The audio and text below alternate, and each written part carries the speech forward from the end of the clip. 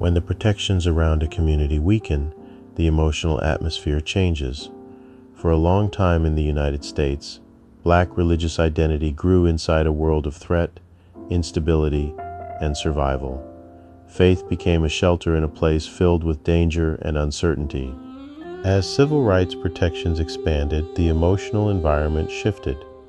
The world became a little safer, and the pressure that shaped earlier generations began to ease. But the memory of that old emotional world still lives in the community, ready to rise again when protections feel like they are slipping. This is my lived experience. For years, my story was fragmented, broken into silence by a world that tried to define me. I'm deeply grateful that all things work together for my good. I heard the call to walk in my own voice, in my lived experience.